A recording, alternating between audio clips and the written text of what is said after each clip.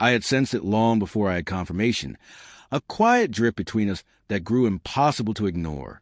My wife, the person I had trusted above all else, was slowly pulling away. At first it was subtle. Clip replies, a guarded phone, evenings that stretched into late nights at work. I convinced myself it was just stress, that we were passing through a rough patch. Yet doubt lingered, persistent and gnawing. Then one evening, while we were watching television, she left her phone unattended. I glimpsed the messages. Private, intimate, undeniable. They were from another man, someone she had been meeting in secret. The foundation of my world tilted. I didn't erupt in anger. I didn't confront her immediately.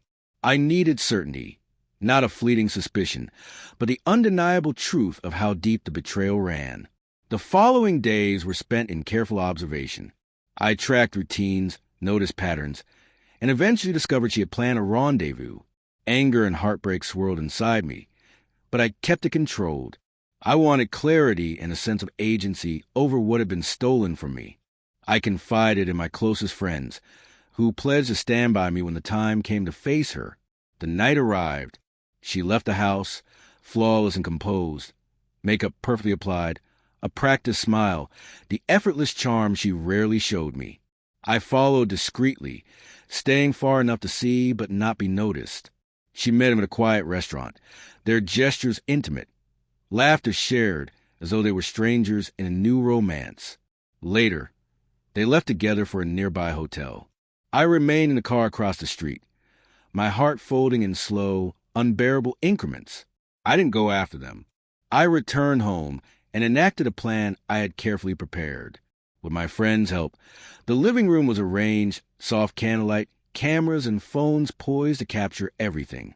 This wasn't about spectacle. It was about reclaiming control over a life blindsided by deceit. She returned just after midnight, carrying the faint glow of someone convinced she had gotten away with it.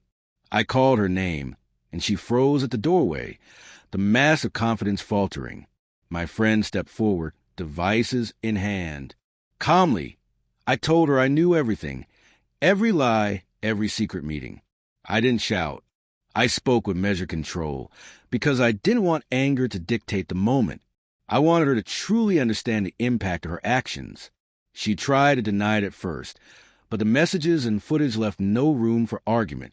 I spoke honestly about my feelings, not with rage, but with raw honesty. I loved you, I said. This isn't just a betrayal of trust. It's a fracture in the life we built together. I handed her a letter I had written weeks earlier, a promise to myself that no matter what happened, I would stand again and forge a way forward. She read it, tears streaming. For the first time that night, I saw her entirely, vulnerable, shamed, confronted with the consequences of her choices. The silence that followed wasn't comforting. It was heavy, electric with guilt and grief. She whispered that it hadn't been intentional, that things had spiraled out of control. I listened, searching for remorse for the woman I had loved. What I found was regret, much of it aimed at being caught, rather than the harm inflicted. She offered explanations, loneliness, feeling unnoticed, my long work hours. I heard her, and a mix of anger and sorrow surged through me. Feeling invisible doesn't justify deceit. I told her, sneaking around and lying doesn't mend what's broken. Her shame was clear, but nothing could erase the choices she had made. For a moment, I wanted to strike back, to hurt her in return, but I forced myself into restraint. This isn't forgiveness yet, I said. This is about facing reality. Now that it's exposed, we have to decide what comes next. I told her I needed space to determine if reconciliation was possible, and to ensure I wouldn't live under the weight of lies. She cried, and I watched, feeling the dual burden of loss and the quiet spark of my own resilience.